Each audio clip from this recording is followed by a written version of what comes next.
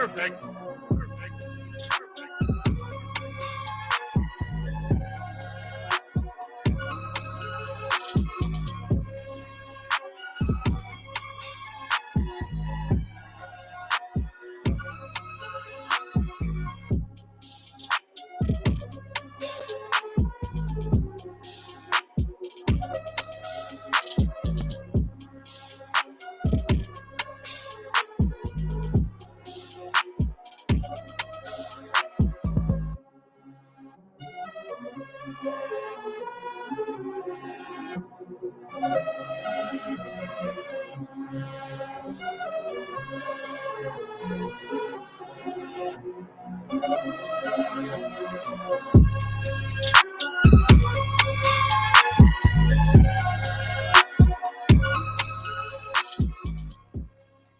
Yo, what is good, everybody? Welcome on into the show, man. Got a good one in store. I am RB. We got DJ Eastwood, Run It Back Philly, and Luca Rosano coming in representing Toronto, baby. Man, game 6 tomorrow. We got 100 people in the chat already. Thank you all for being here, man. Wherever you're watching, we are live on 2 channels, Philly Take with RB, Run It Back Philly. Also, subscribe to Luca Rosano's YouTube channel at Luca Rosano. Man, I can't believe we are here, man. I can't believe we're here. Me and Luca talked before the series. You know, I thought this was how the series would go. I thought it would go to 7. I picked the Sixers in 7. I didn't think it would happen like this, and like I can't believe we are at this point. But we got game 6 tomorrow. Raptors trying to push it to a game 7 in Philadelphia. Sixers trying to finish it off in the 6. Fellas, how are we feeling? Shocked. I mean, I'm surprised in a good way. Yeah, we're talking all series, RB. This was a series that has 2 tails, right? First 2 games go the way that they do. Sixers dominate both games at home. Then game 3 happens. You guys get the Joel Embiid shot, the redemption game, if you will, shades of the Kawhi Leonard, not to close out the series, but just how it went down to go up 3-0. And at that point, Raptors fans are feeling, okay, you know what? It was a good season. Let's look at the positives. Let's look ahead. And then the Raptors win 2 games in a row. They win that game 4, but then it was that game 5 on Monday night that really made me a full believer that they could actually do something that's never been done in the 75-year history of the NBA. And here we are, tomorrow night, game 6. You got one team that has all the momentum on their side, and then the other team in the Sixers, that I think they look a little rattled right now. And it starts with the coach, Doc Rivers. We all saw that presser today. I want to know how you guys feel going into this one. I feel absolutely horrible going into Toronto with the current energy that is happening with this Sixers team. I didn't want to go into Toronto in the first round in the first place with any type of energy because that team is just so physical and tough and young and athletic and fast and out rebound, transition defense, rotate, switch, everything. This is the exact matchup I didn't even want in the first round. I expected the series to be 6 or 7 games just because of that and how the Sixers' deficiencies kind of are the exact opposite of that. It's a bad matchup, but the Sixers go up 3-0, and I'm on a high because I'm like, wait a minute, never mind. My team's amazing. The Raptors suck. They can't even win a game. We're going to sweep them. And then the Sixers are like, just joking. We came back down to earth real fast. But really, when you look at it, man, we played like not good in game 3. Joel Embiid played hero ball, and the Raptors missed a lot of wide open shots in the fourth quarter, and we hit a game winner. And then we really went downhill 4 and 5. So with that kind of downward slope, and now going into Toronto, good Lord. I can't believe it. I've been thinking about this for the last day and a half. After that shot that Luca talked about in Toronto, like this was the time, like Joel avenged his demons. He hit the dagger. He finally overcame that hill, right? In Toronto with an injured thumb, by the way, mid-game. And it's like, all right, we finally got him back. I would have bet my entire life savings that this series would have never gone back to Toronto. How are we here? Game 6 back in Toronto. That atmosphere is going to be nuts. We were talking before the stream. Luca said he'll be down there covering the game. I mean, how's that environment going to be? It's going to be absolutely insane. And if it gets pushed back to a game 7, do you know how much pressure is riding on the line, man? We're talking about NBA history, something that's never been done. I just can't believe that we are here after how this series looked for 3 games. Like, the Raptors were deflated. They were done. They had no energy. They were banged up. They were pretty much giving up, like Lucas said. And we're here, man. Crazy, crazy times.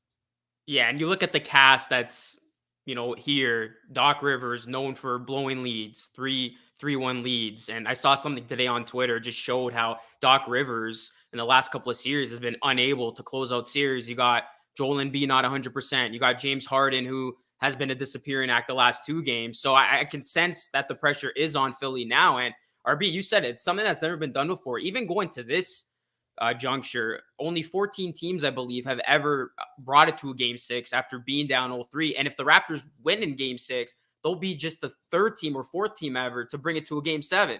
And then I think at that point, yeah, man, if the Sixers play in a game 7 and you guys have like a 10-2 run go against you, like, that crowd's going to turn on it quick, as you guys know. So game 6 is going to be the tell-all story. I think the Sixers need to obviously show up and take that game, because you guys do not want to go back to Toronto for a game 7, because I think it's done at that point.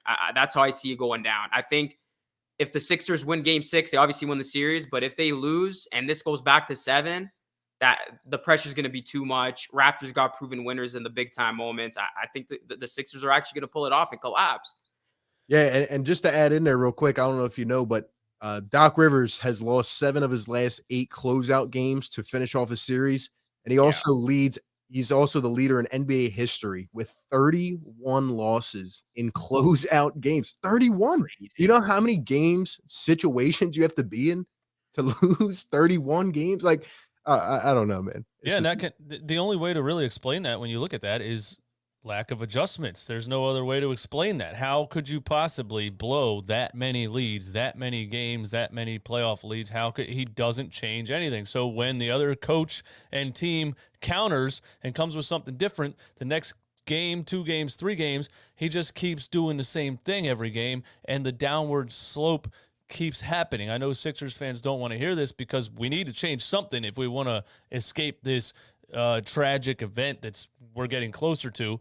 But oh my goodness, I don't see the Sixers winning game 6, but I think it goes game 7, and I think they escape in game 7. I think Joel Embiid has a heroic game in game 7 and gets back to what he did in game 1 and 2 and wins it for the Sixers. But I think that's my prediction, and that's just going to give the national media so much fuel. They're going to be doing double shows for 5 hours long for a whole week. Like, that's how I see it going, because I can't see it with the Toronto crowd up there and everything, us pulling that out when we couldn't even pull it out on our home court a couple days ago.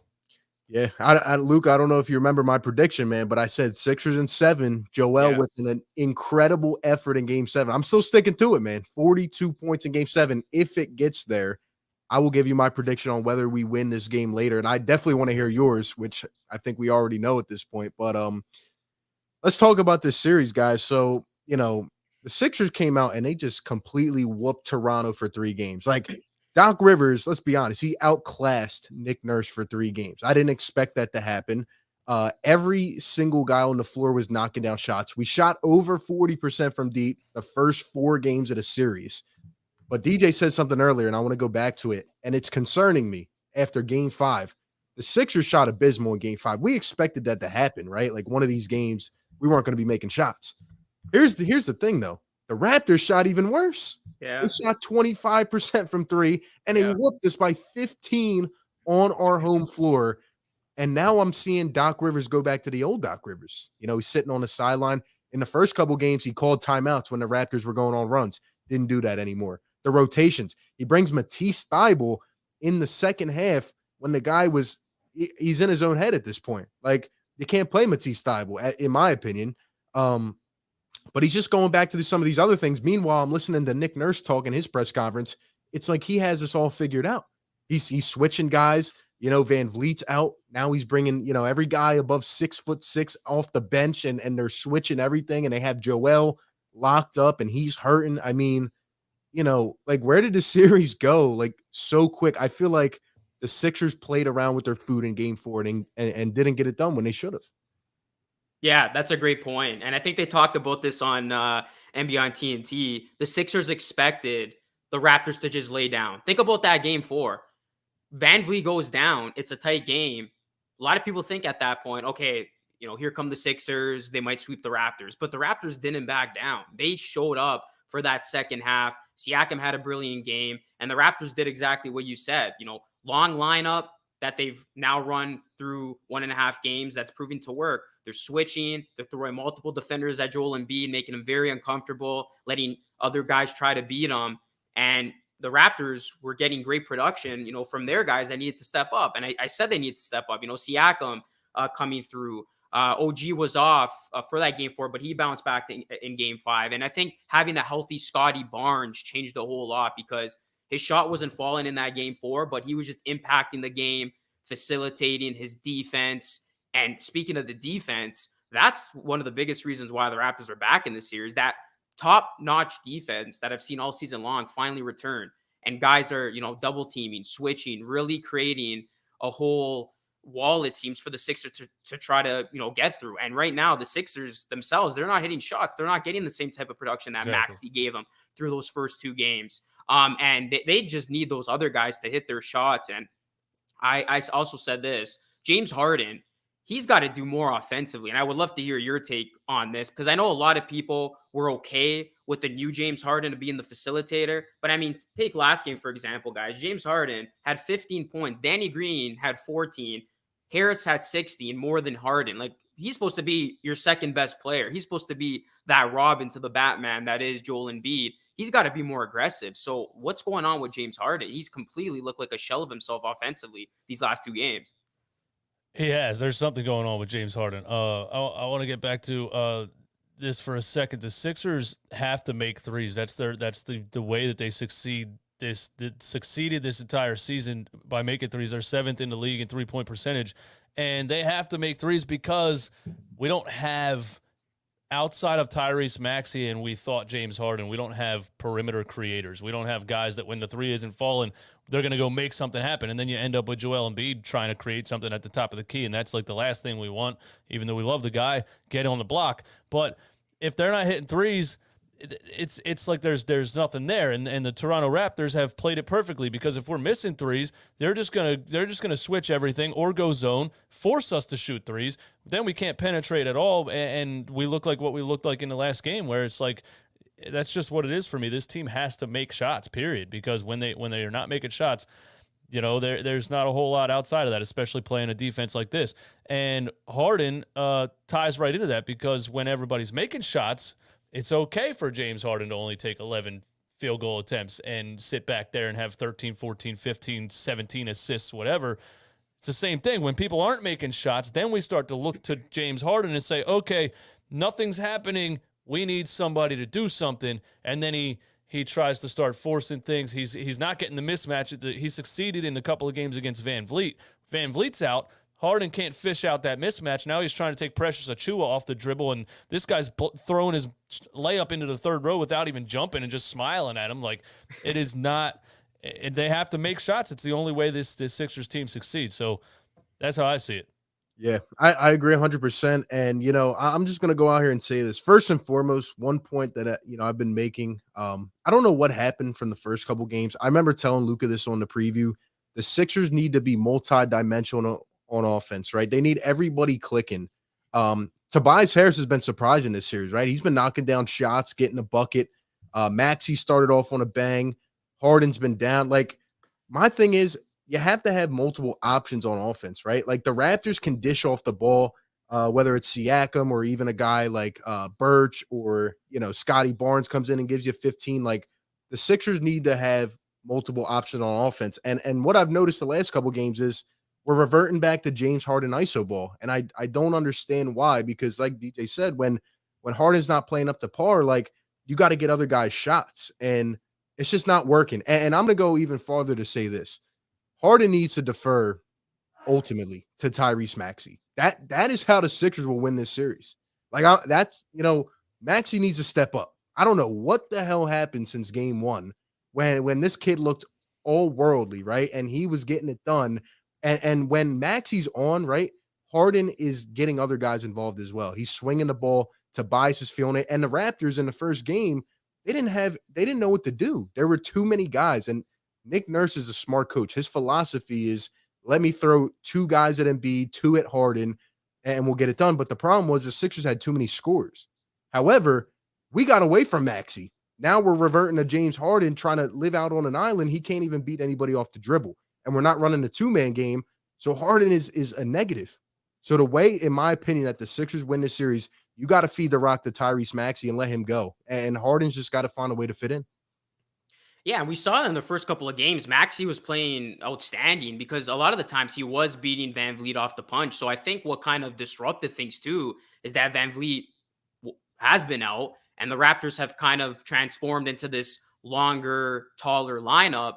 So, that's caused a little bit of disruption. But I agree, Maxey, like we said it before on the show, RB, he was both of our X factors. I think you had him as the X factor as well for the Sixers. Yep. I know I did. I said if you guys were going to win the series, Maxey would have to play like a borderline star. And we saw that in the first couple of games. And then from game 3 and on, it just seems like he's reverted to a guy that, we've hardly seen this season. So he definitely needs to step up. I think James Harden has to be more aggressive. And another thing I've noticed too is the whole Joel Embiid elephant in the room. Now, obviously he's playing through that thumb injury, but he looks different to me. I mean, you're talking about a guy that averaged above 27 points per game through the first 3 games. He looked like the clear best player on the court. Last 2 games, Siakam's outplayed him. And I said from the Raptors standpoint, if the Raptors wanted to win the series, Van Vliet and Siakam had to step up. Van Vliet's been injured. The Raptors have made up for that. But Siakam's been playing like the best player the last 2 games as you look at what he's been doing on both sides. So Joel Embiid has to be that monster. And I know he's in pain right now, but we'll see which Joel Embiid we get for game 6 and possibly even 7, because to me, he doesn't look the same, and rightfully so. I mean, he's dealing with that. And that's just been the biggest difference that I've seen in this series through the first 3 games to the last 2 games that we just saw. Yeah, to me, I saw Toronto do 2 different things twice with Joel Embiid. They started out the series flying at him, double teams and triple teams, and the guys on the perimeter were making plays. Tyrese Maxey finishes game 1 with 38 points. Harden, then has 21 in the second game. Tobias Harris had 24, 26. Guys were making plays and making shots. And then Nick Nurse said, okay, that didn't quite work. Let's lay off a little bit on the double teams and see what happens. And game 3 happens where Joel goes for 33 and 15 because he was getting a lot of one-on-one matchups then with the different defensive strategy. And then the Sixers started missing shots. So then game 4, he's like, all right, let's try what we did in the beginning again. Then there's the double and triple teams again, except this time people aren't making plays on the perimeter. And Joel is just, I don't know if it's really the thumb that is changing his game, because game 3 he had that injury. And he played through it, unless it gets worse over time or every game that he plays or what. But I just think, man, we've seen over the course of his career, when there's guys that can double and triple him, you can really take his game away, especially when you can't make him pay some other way. Like if it gets to like when Ben was at the point guard position in 2019, it was the same concept. We had Jimmy Butler to try to help that out, but it was like Joel needs guys on the perimeter when you're throwing the kitchen sink at him. And game 4 and 5, that's exactly what happened in my opinion. And game 5 especially, Joel backed off because he looked like he got to a point where he was like, yo, I can't do anything. Nobody's helping me. I can't get down there. I didn't like what I saw in game 5 from his body language and all of that, but I don't know how it turns around. I hope it does. Yeah. And I thought in game 4, he kind of tried to force, and it felt like, when he said to Drake, I'm going for the sweep, it felt like he was trying to do a little too much. And then, like you said, he backed off. And I even posted a clip yesterday on my Twitter, how in his press conference, he kind of said that like he's having a mental block a little bit because he's trying to catch the ball different, entering the post, just certain things that he's used to doing. He's having a lot of pressure on his thumb. And that's concerning for me, because when you start to play different, when you're not, he said he's not playing as freely as he wants to be. Part of that is the Raptors, and I'll give them credit because Nick Nurse is a savant, but if his thumb's hurting him and he's not doing the normal things, then, like Lucas said, I mean, he has to be great. And I mean, we can get into this a little bit later on, but like whether this is the biggest game of his career, legacy wise, I mean, there's a lot on the line here. But we'll see what happens, man. Let's get to a couple super chats real quick. Robert Dredden with the $5 super chat says we got to close out LeBronto tomorrow and take their heart out like Kano. And then we have Rican with the $2 donation says, I think if Embiid gets aggressive, it'll be over in 6. Embiid has been on the top of the perimeter a lot too. I hated it. I hated it. Frustrated. Because people want to blame the coach right away, and me, I don't care one way or the other about Doc Rivers. Fire him, keep him. I don't know if he makes a difference one way or the other, really. But Joel Embiid needs to know himself, even if there's no coach on the sideline. Like, you can't be. This ain't gonna work. Yeah, I agree, and that's speaking of that point as well, like just about players knowing, and I got to give the Raptors credit again for coming out hungry because they at one point they looked like they were waving the white flag, like it was over. They were talking about next year, but for the Sixers, man, and I'm looking at everybody, Joel. James, everybody, 1 to 15. This past game, you're on your home floor. How the heck do you come out so just tired, or not even tired, but like you didn't even look like you had any motivation? This is a 3-1 series. You can close them out on your home floor. You don't have that energy to step up against this team, which the Sixers, I mean, they have more of the dominant star talent. You're telling me they couldn't step up and you get blown away on your home floor? I mean, that just can't happen. That can't happen.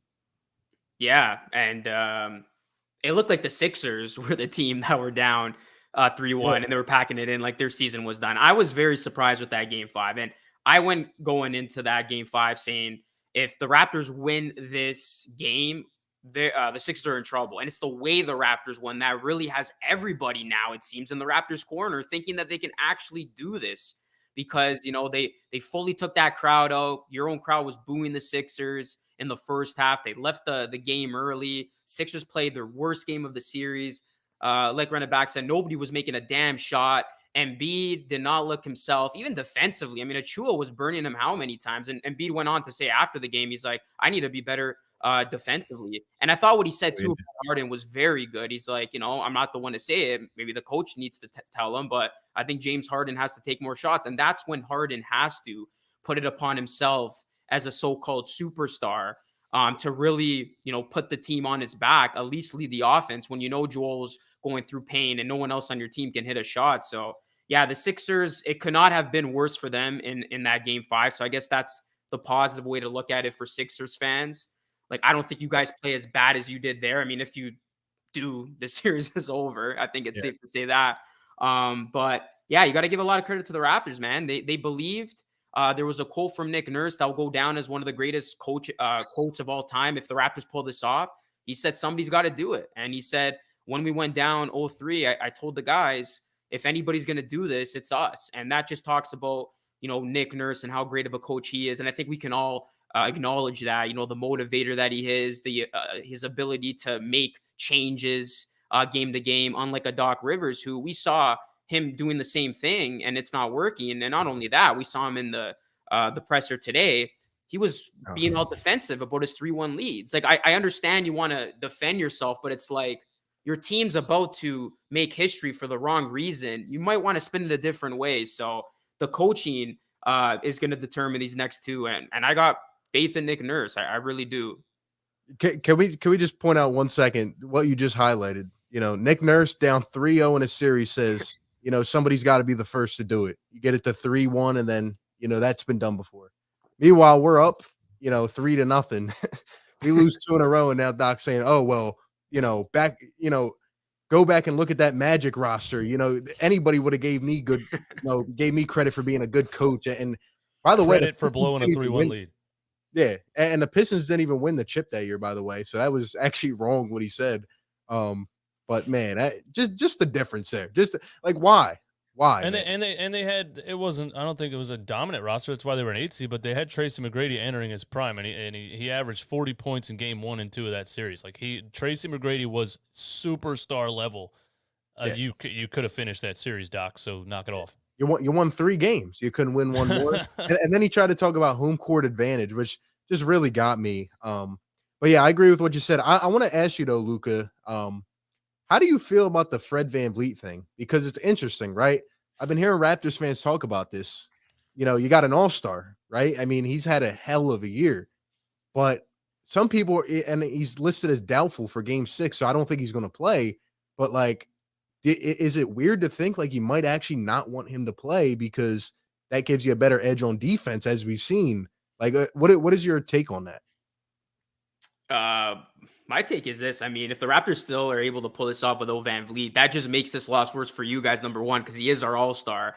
Number two, that noise that's coming out that the Raptors are better without Fred VanVleet, I'm not buying into it. I think it's nonsense. I mean, I just think matchup-wise, the Raptors are playing a lot better without him because of their size and because of his lack of size. And also, he's been shooting up bricks, which has really hurt the Raptors' momentum. And Fred has that tendency where he could be stubborn a little bit in his approach when he knows that his shot's not falling. We've seen him that he'll continue to shoot it instead of looking to defer to other teammates. So those are two components that the Raptors won't have to deal with if he's not out there. But as an overall, I mean, he's been great for the Raptors. I can't bash him. I mean, he's an all-star for a reason. I got to give him his flowers. But in terms of this particular matchup and what I said earlier about, even Maxey, who was cooking him up, who's not going to have him as a defender. Yeah, it's put it this way. The Raptors aren't going to be hurting without Fred VanVleet for the next 2 games if it gets to that point. So, yeah, he's doubtful. He's probably not going to play. I don't think he's going to rush back knowing that the Raptors have done this. But yeah, it's like when he went down that second half into game 5, completely different Raptors team. So they might have used that as motivation mixed with what I just said, but it's crazy. It really is. And I'll take it back even further a step here. The Raptors have now beaten the 76ers as a whole this season, including the regular season, 3 times with VanVleet, 3.5 times. So like it's crazy. Yeah, I think from my perspective, the Raptors they're better without VanVleet shooting 3 for 13. I like you just alluded to, and 2 for 10 from 3 in game 3. Just what I pulled up right here, I knew he was shooting bricks in that game. So yeah, defensively he's a liability against certain players on the Sixers. But if he's making shots and scoring on the other end, then it's not. It's not a negative for the Toronto Raptors, but if he's shooting 3 for 13 and giving up stuff on the other end, then yeah, they're better without him. So if he plays and shoots well, yeah, I think that's obviously a benefit for Toronto. But if he's playing and he's not shooting well, I don't think it is. I think the key for the Sixers is Tyrese Maxey and Tobias Harris because Nick Nurse is just going to keep throwing the kitchen sink at Joel Embiid. He's going to keep throwing doubles and triples. He's going to keep switching everything. And we need guys on the perimeter to create things and hit shots. And I'm over expecting James Harden to do it. I really am. Our success in game 1 was mostly James passing the ball to Tyrese Maxey and Tobias Harris. So I need those guys to make shots and score points for this to work, because when it comes down to, okay, James, we need you to do something, I don't know. The thing came out with the trainer saying that he didn't get to train this offseason because he was rehabbing the thing, and he'll look different next year with a whole offseason of training. So whatever that has to do with, looking as slow as he does, it is what it is. But when he's forced to try to make something happen, especially against this just defensive powerhouse, really, rotations, athleticism, and size, James can't get it done one-on-one against these guys. So no. I need Maxey and Tobias to save the day for me. That's what I need. Absolutely. And another thing I wanted to bring up is, in addition to that, is our bench. I mean, my God, what is going on? My guy, George Niang, I don't think this is a good matchup for George, man. I don't think he's quick enough to stay with some of these Raptors guys. By the way, can we get a Precious Achiuwa on our bench, please? I mean, that'd be nice, man.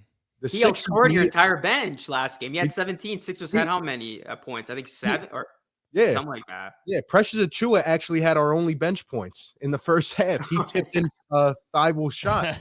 and that was Thibault's only make. It was. Yes, it was. We'll talk about Thibault, man. But, yo, Niang, not a good matchup. Shake Milton is one of the most frustrating players I've ever seen in a Sixers uniform because when he wants to be aggressive, he can give you 10 off the bench. But sometimes it's like, is Shake even out there to play or is he just out there to stand around? And then Matisse Thybulle, man. I love Matisse. Matisse is my guy, but come on, man. He's got the yips. I don't think he can play the rest of the series. And I think if he does, you got to give him the Furkan treatment. And what I mean by that is if he's off after the first couple minutes of the game, you got to get him out. You got to get him out because he's not even defending at an elite level anymore. No. Like he's just not it. He's not it. And that leaves me to believe who's going to step up off the bench. I know the Raptors have some cats that are going to come in hungry for minutes. Who's going to step up for the Sixers? We need at least a 10 to 14 bench point game, in my opinion, to win one of the next two. And I don't know if we're going to do it. Well, Niang's got to shoot more, man. The guy couldn't miss a damn three, it seemed, in the first couple of games. Like, he was just an automatic bucket. But other than that, you're right. Like, the bench did much of nothing. And I saw a funny tweet today. I think it was from a Raptors fan. Of course, they're like, Niang not playing, or sorry, Thybulle not playing in game 6 actually benefits the Sixers, right? Because, he was so awful offensively. And you're right, RB. Even defensively, you didn't really see much of an impact that he made on the game. So, yeah, bench production is going to be huge. And Achua and those boys are gaining confidence. Achua said, or after the game on the Canadian broadcast, is like, everybody in Canada, Jurassic Park, you guys better be rocking because we're about to put on a show. So they're feeling confident right now. And I think confidence has to be talked about here. One side, you got a team that's believing that they could be the first. On the other side, just looks like a team that you don't know what you're going to expect at this point. So, game 6, Sixers got to step up, man. You guys and everybody will see what this team is truly all about, I think. Yeah. I think I said the Sixers are better off without Matisse in game 1, like before the series even happened, because the last regular season game, I remember it perfectly. Still plays in my head. I thought it was the craziest thing I've ever seen. The first 2 possessions of the game, Matisse Thybulle was more wide open than any NBA player I've ever seen, because this is a smart defense. They're not going to let him cut back door. They're not going to let him do the things that he's strong at. They're going to stand back 15 feet and give him the Ben Simmons treatment. And players passing him the ball when he's that wide open is what really starts to make me mad, because stop giving him the ball. I mean, Doc, get him off the court. But if Doc's not going to get him off the court, giving him the ball doesn't help anybody. And there was a play where he airballed a 3 or something. I don't remember. And Maxey mouth, you could see him say it. He's like, he was wide open. Like, the fans were booing because they kept seeing Matisse Thybulle catch the basketball. And they were like, no. And we were like, stop giving him the damn ball. And Maxey's like, he's wide open. We know that. But he can't do anything. He can't play basketball. He's literally a defensive end. I swear to God, he's a football player. There's no basketball skills happening with Matisse Thybulle. He's had enough time, college, NBA training. He's had enough time. I don't see a single basketball skill happening with Matisse Thybulle, and that's sad because he's an incredible athlete. But yeah, he can have a role on an NBA team, but he can't be somebody that you expect to do something with the ball in his hands ever. Yeah, it's unfortunate. I think Sixers fans are on their last limb there, especially with what happened last year in the playoffs, so we don't want that anymore. And then he came in and airballed a layup and then got booed. Yeah, that was funny, man. Wow. So. I couldn't believe it. I was screaming, he airballed a layup. I couldn't believe Doc brought him back in the second half. Like that was one of those decisions where it's like, you just know not to do that. And he might have to dive deep into this bench, man. Yeah, that's where I felt he was stubborn. Like, an example of that. It's like, I got to give Thybulle his rotation minutes. I'll throw him out there. It's like, he's having a terrible game. What are you doing, Doc? It's helping the Raptors, so by all means. But it's like, and Matisse gets so much praise for his defense, but it's just his jumping passing lanes and getting deflections and steals and blocks and things. It's not really, when you watch it, good on-ball defense at all. He just cheats and gets caught a lot of times with fouls and jumping over people and stuff. Like, when I think of a great perimeter defender, I hate to say this, Ben Simmons was one of the best that I've ever watched. Like, just ball man to man, sticking on the hip. Like, that Matisse doesn't do that. He just doesn't. So it's like no offense, and then his defense is all gambles. And if he's not succeeding on the gamble, he's not doing much for you. I think it's catching up to him. I really do. Shout out to Andy with the $10 donation. He says James Harden needs no fat, needs to get the youth back into his legs. Well, that's the thing, we don't know, like, whether he still has that or not. He said that in the live stream last night. Come on, bro. Yeah. This dude said no fap. Do you guys know what that is? RB and run it back. Yeah. Yes. I don't think RB knows. Or do you know? I don't want to know. They're saying, keep your testosterone for the game. Yeah. Semen retention. Hey, listen, it works. My thing with Harden, I don't think it's that necessarily. I think it's him. That's funny. Hanging out at night, eating chicken wings and drinking liquor. That's really. He might be going to some strip joints as we speak right now. Never mind. He's in Toronto. There's some spots downtown. I mean, you don't want to encourage him, but Harden will never bypass that if he has the opportunity. I don't see Harden changing his lifestyle right now at this point in his career to try to make anybody happy. He's just going to try to keep getting in better shape and playing better basketball. But Sixers fans don't like to hear it. But, this dude, there was rumors that the Houston Rockets flight schedule was literally scheduled around James Harden's nightclub schedule in certain cities, what nightclubs he wanted to attend when the plane would leave and land, literally. Wow. Yeah, and it's no shock that you see, pictures with him all the time, and some of his best friends are famous rappers and whatever. Like, it's the life that he lives. It's what comes along with paying people $200 million, and you got to deal with it. And, I don't know how motivated he is anymore at 33 years old and declining. Like, there has to be a reason for you to stay in tip-top shape. LeBron James type of players just have this, like, psychotic level of drive. And some guys get $200 million and they're like, I'm all right. Yeah. So I have to disagree with that, though, because I still feel that Harden is battling a hamstring injury. And obviously it doesn't matter at this point. But, like, you just can't tell me that after what this dude looked like last year before his injury, with Brooklyn, especially, like, in that playoff series, like, you just can't tell me that he is just falling off the earth like this at age 33. Now, if he was 37, maybe I could believe that. I just don't believe it. I do think he needs an offseason of, like, rest and stuff. I'm worried that we might end up paying him a huge contract, and who knows what'll happen at that point. But he hasn't been the version that we need, and he's not going to get that in this playoffs. But what he can do is try to get others involved, be an efficient point guard, and knock down some shots, hopefully. But we're going to need it. We're going to need it bad. I hope that you're right. I hope he is battling an injury, because obviously that would give me hope towards next season and giving him a whole offseason of training and rehab and things like that. Do your thing, take your vacations, hang out with your celebrities, but, get 8 hours of sleep, man. Drink some water. Yeah, absolutely. I mean, do you really think that he just, like, all the talent that we used to see with James Harden just fell off the earth? I can't believe that. I don't think that's true. I saw something crazy today. I don't know if you guys saw this. It was on First Take. Stephen A was actually suggesting that Harden could be throwing the series because he wants Doc out. That's just like a crazy narrative because he wants his guy in D'Antoni potentially. Are you guys buying that at all? Well, that's First Take for you. That's why we're gonna lose a playoff series intentionally so we can get Mike D'Antoni. Yeah. Gotcha. No, and Philly's not the place that you want to do that anyway. Like, I don't know if I've ever seen a player who just got here get booed in game 3 of a playoff series in the second quarter. Like, they just start to sense, like, okay, this isn't what we signed up for. Boo! Like, it's just Philly, and so you don't want to be on the other end of that, and you don't want it to keep getting worse, because Philly fans, they don't care if you're Michael Jordan in his prime. If you fall off, they hate you. So yeah. Let's read some more of these super chats. By the way, 570 people in the chat, guys. Hit that thumbs up wherever you're watching. We're live on Philly Take with RB. Run it back, Philly. Also subscribe to Luca Rosano. I'm having a good time doing this. Hopefully this is the last game of the series, man, so we don't have to do this again. Connor with the $2 donation, he says, if we lose game 7, do we go nuclear and restart? Man, I don't even want to answer that yet. You restart a lot. You don't get rid of Embiid if that's what you're asking. Some people are suggesting that we should blow everything up. But I not Embiid. Embiid's not going anywhere. You keep him. I think that's just a player that you keep trying until you've I mean, if you fail the whole time, if he gets to a point where he asks for a trade, that's different. But as long as he wants to be here, you keep trying. That's a legendary player. I agree. Yeah, I agree with that.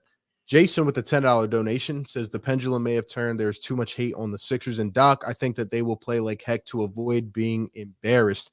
That is a point that I was going to bring up when we get to our predictions. And I'm going to read the other super chats first, but that's a very good point by Jason, and I believe he's a Raptors fan. Yeah, Canadian. Yeah, but that's something I've been thinking about, right? Because the first couple games of the series, right? You know, all the spotlight was on the Raptors. Oh, they can complete the upset, this, and that, right? The Sixers just came out with that underdog mentality, kind of, and just rolled right through those 3 games. Now the spotlight's kind of shifting back to the Raptors, like, oh, they got it. Here's the momentum, and in a way, as weird as it may sound, that's actually making me a little bit more confident about tomorrow night, because now it's like, oh, the Raptors have all the momentum. They have everything. They're playing at the top of their game. They could come out and lay an egg now, and the Sixers could come out and just fight through it and get it done. I don't know, man. I don't know, but I think that's a good point. Yeah.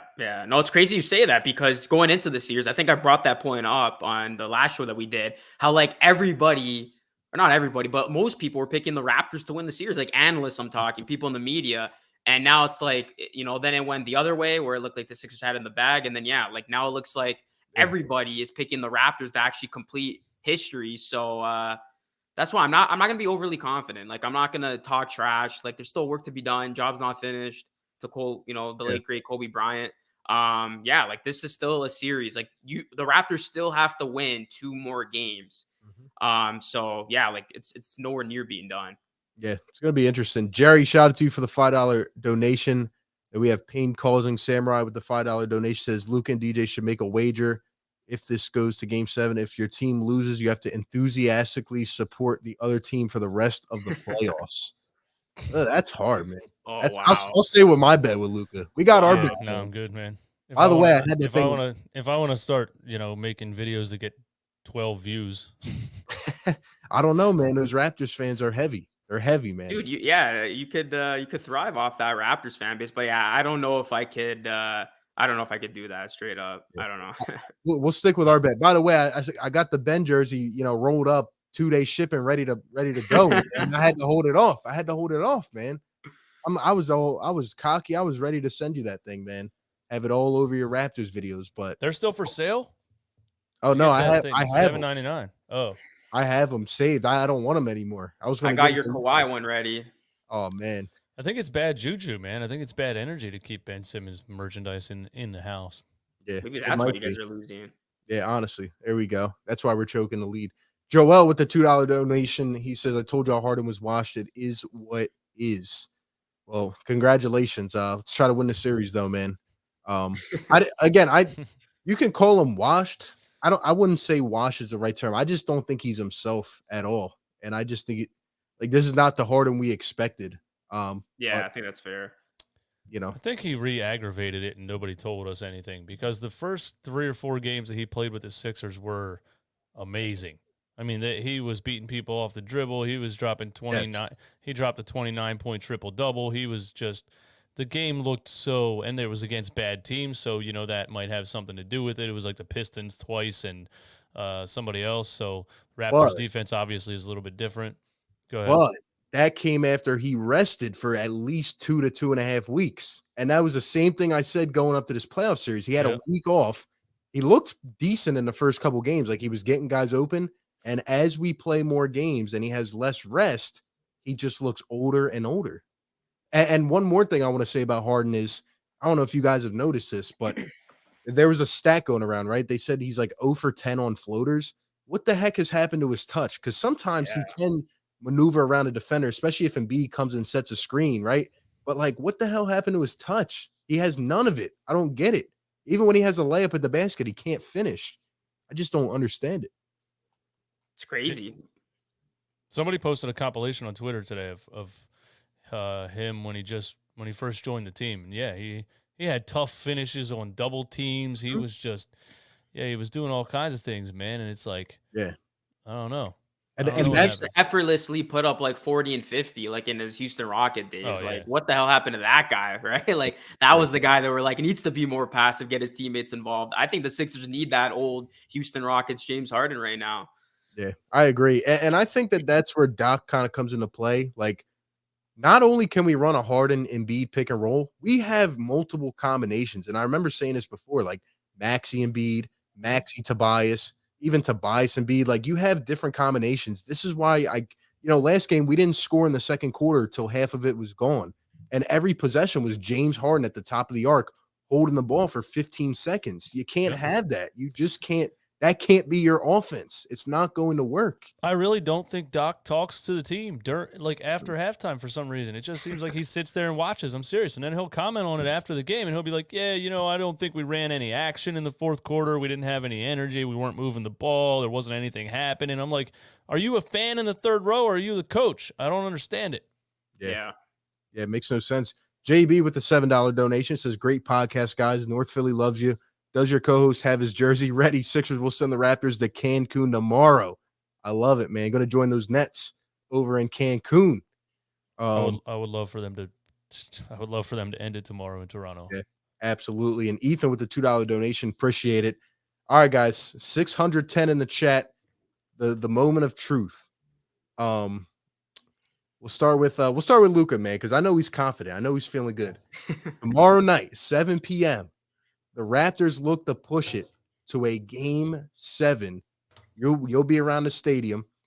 What do you think is the turnout of this game? I know it's going to be a crazy atmosphere. Do the Raptors end up getting it done and being one step closer to making history?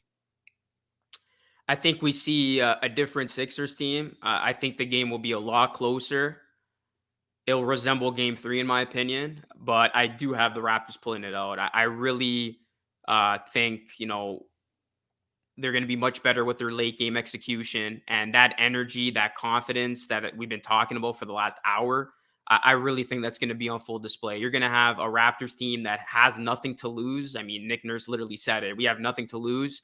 And you got a Sixers team that you feel the tension, and it starts with the head coach. So that's never a good look. So I do think the Raptors pull it out. That crowd's going to be unreal. Outside the building is going to be crazy where I'm at. So Raptors are going to get the W. I think Siakam's going to have another nice game. The bench is going to be the X factor for the Raptors. I think Achua is going to step up, Boucher, and we will have a game 7 Saturday, whether it's in the afternoon or night. That's going to be the game 7 with history on the line. And what will happen in that game? I got to ask you, man, because we might not do we'll do another one of these on Friday. Oh yeah, right. I gotta go Raps in 7, man. Like listen, we're this close to history. I gotta be all in on it, man. I said game 5 would make me a believer, and the way they won that game really convinced me that something truly could be happening. And like I said before, if there's a cast and crew that would perfectly fit the description of the first team ever to blow this lead. I hate to say if you're a Sixers fan in here, but it is a Sixers team. You got the coach with the track record. You got, James Harden, who doesn't show up in playoff games. That's kind of his label of late. And Embiid's not 100%. And that really looks concerning if you're a Sixers fan. The fact that the team looked the way that they did in a game 5 where, like you said, RB, it looked like the Sixers were about to get eliminated, not the Raptors. So, I got to go with history here. All right, DJ. What's your take, man? Raps in 7, Sixers in 7, Sixers in 6, closing it out tomorrow night. What do you think? My take is Raptors. My take is Sixers in 7. I think tomorrow's, like Luca just said, is going to be similar to game 3, where I don't know if both teams shoot well or both teams shoot poorly, but it's going to come down to the wire.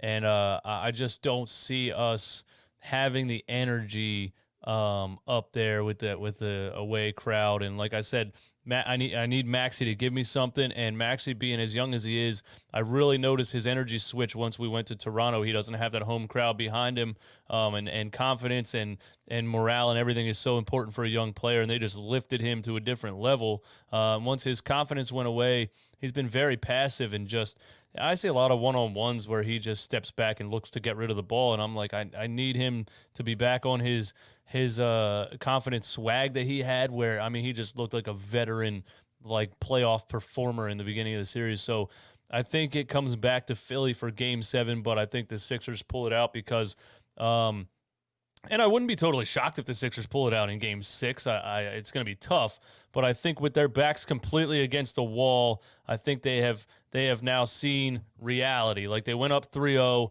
They messed around for 2 games. They thought it was over. It's not over. And now they're like, oh, snap. We might actually lose this series. We better get our stuff together. So I think reality has smacked them in the face. And I think you're going to see Joel Embiid, whether it's game 6 or game 7, under the rim a lot, being physical, forcing his will, and most of all, drawing fouls, which he hasn't done since I feel like game 2. And that's how this series is going to end. And we are going to get a classic Nick Nurse calling out the officials after game 7 when Joel Embiid shoots 22 free throws because he's going to force his will down low and force them to foul him.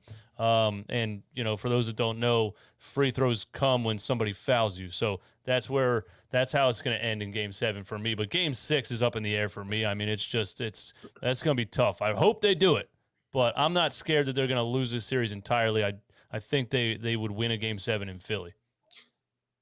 I like it. All right. So as Luca knows, I picked the Sixers in 7 to win this series. I am amending that. I think the Sixers actually get it done tomorrow night. Hear me out. As I mentioned before, as I alluded to, the Raptors now have the spotlight. Every time a team has gotten the spotlight in this series, they don't come up big, right? The Raptors had the spotlight to begin. The Sixers won 3 straight. Then it goes back to the Sixers. Oh, my gosh, we're going to sweep. The Raptors come out of nowhere. And I honestly don't think the Sixers know what hit them in the last 2 games. I think they lost the first one messing around, and I think the last one was like, holy crap, like we just got lost by 15 on our home floor. And I think now everybody's like pressure. Now the Raptors are confident. I think the Sixers are actually going to go into Toronto somehow, some way. I think it's going to be one of those like nasty, gritty games, but somehow we're going to pull it out. And I think the Raptors are not going to have a good shooting night. And I don't know if the Sixers are, but I think Embiid has to step it up because as I told you guys before the series, especially you, Luca, this is a different Joel, man. And I know he's battling the thumb, but you know what? He's going to find a way to bring it out of him. Somehow, some way. Joel he can't have a 19-point game tomorrow. I think he's going to have a 30-plus point game. I think he's going to pull it out. Of course, Maxey needs to step up, which I do think will happen. I don't know if Harden will, but I know Maxey will, and I think Tobias will as well. I think it's going to come down to the last couple minutes, but I think somehow, some way, Embiid is actually going to pull this out in Toronto. But if it does go to game 7, I still got Embiid with a heroic performance to cap it off. The Sixers have to have a good shooting night. The whole series, the only games that they won in this series, the games that they won convincingly, they had a great shooting night. They shot 50% from 3 in game 1 and 44 in game 2. Toronto I feel like hasn't shot the ball well in any of these games, and I feel like when we shoot poorly and then like we don't have that advantage in making 3-point shots, then the Raptors beat us with the athleticism and the physicality and things like that. So that's how I started this stream. That's how I'll end it. The Sixers have to shoot well from 3 because Toronto can beat us in other areas. And they have to defend as well. Like Lucas said earlier, Joel, I'll be the first one to say it. He was abysmal defensively last game. The pick and roll. How many Raptors flew to the rim by us and threw down an alley-oop? Like, that can't happen. No. I just think it was one of those games where Embiid just looks gassed, and I hope tomorrow is one of those games where he comes back rejuvenated and ready to go, man, because he can't play like that again. Yeah, I didn't like the 2 days off, actually. I wish this game was tonight. I think the 2 days off benefits you guys because the Raptors are hungry. They want to be playing these games ASAP, whereas you guys kind of needed like that step back to kind of like evaluate everything. Like, yeah, we just got our ass kicked. Embiid's going to have that extra rest, Harden, et cetera, et cetera. So I think the rest is definitely going to benefit you guys a bit. But Jurassic Park, Canada, Toronto, it's going to be ready, man. I think we're in for a game 7. The first 2 series ever between these 2 teams in the playoffs both went to a game 7. Carter missing that game 7. Sixers win with AI. Kawhi making the game 7 shot. Raptors win. And this is the 3rd installment, the rubber series, if you will. Who's going to win it, man? It's going to be crazy. Like, great TV, though. Like, ratings standpoint, like, oh, my goodness. Insane. I mean, the Sixers got embarrassed last year in a game 5 and a game 7. They've been embarrassed in a game 5. That you can't tell me they get embarrassed again in a game 7. It just can't happen, man. It can't happen. And this is one more point I wanted to make. First of all, let me hit the super chat from Ethan. The $5 donation says, I'm not sure if I can ever cheer for the Sixers again if they become the only team to blow a 3-0 lead. I don't want to have that on this franchise's name. I really don't. And I don't blame you. But here's the point I wanted to make, man.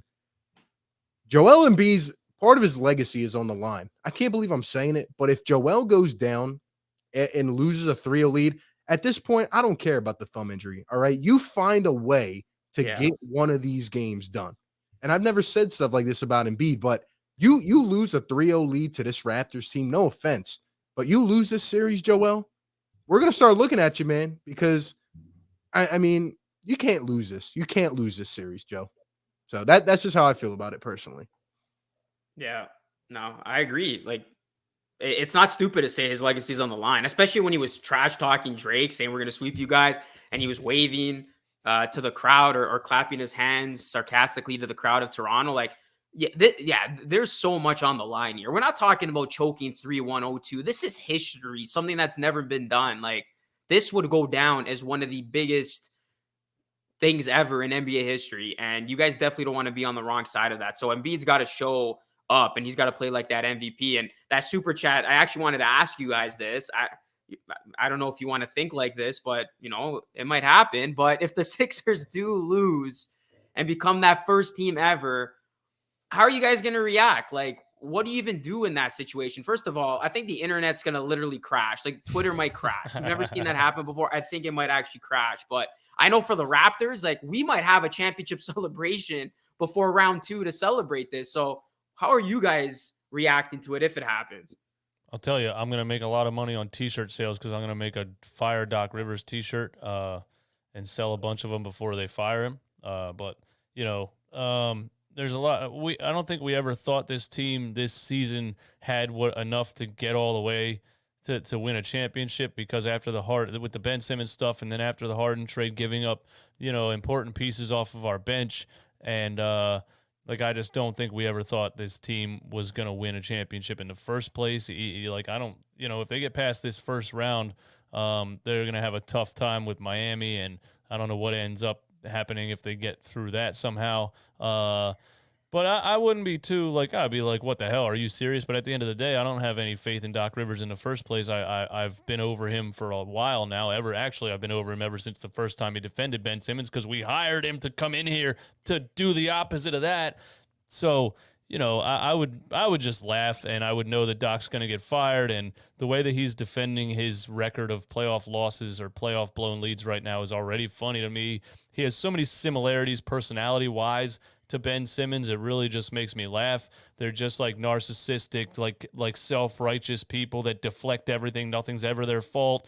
I blew this, I blew that. Well, go look at that roster, or how many assists did I have? You know what I mean? It's ridiculous, man. So it wouldn't shock me that much. It would shock me for sure, but I wouldn't be that pissed off about it. I would laugh. It would be hilarious to me. It really would, because it's unbelievable for somebody to consistently blow things the way that Doc Rivers does. Pause. And it is what it is. And the Sixers need a lot of changes in the offseason anyway, so that would get the ball rolling, honestly.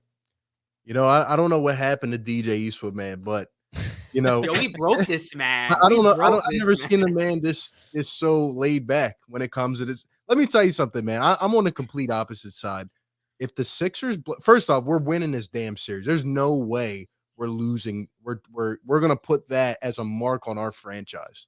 But if we do, I am going to have a rant like no other rant. And then I'm going to take a damn vacation. I'm telling you, I'm leaving for a couple weeks because I can't deal with it. I remember last year after Game 7, I lost my mind. Actually, after Game 5 is when I lost my mind. Game 7 just sank me, and then the next day there was already reports talking about, Ben Simmons is trying to get his jump shot right and they're in the gym, all this. Let me tell you something, man. If we lose this series, I'm taking a vacation. I just can't deal with it anymore. You can't lose this series. You cannot lose this series. I will call everybody out on this roster from head to toe, because this will be inexcusable if it happens. But let's hope it doesn't get there. I don't think it will. Joel is too great, man. I'm sorry. He's going to get it done somehow. He has to. Yeah, I'd be curious to see how that all happens, if it happens that way. Because I know from the Raptors' perspective, it's like there really is nothing to lose. It's like we either complete history and make you guys look like absolute fools, or we can say, at least we fought back and made this a series. So that's where we're at right now. All the pressure is truly on Philly. So you guys will never let this live down. No. You'll never ever, No. and that'll be the worst part. We'll be 6 years down the line. Oh, remember when the Sixers blew a 3-0 lead? That's what'll be the worst. Dude, you're seeing it now already online. Like, how many memes have you guys stumbled across, or how many commenters have you said that like it's over? Like, the Raptors have won this, so like that's where the overconfidence comes in. But you already see it now. I can only imagine if they actually do choke, what would happen. And you're right. Never would you live that down. Never. And we've had to go through this all season because of last year with Atlanta. So this will be 10 times worse.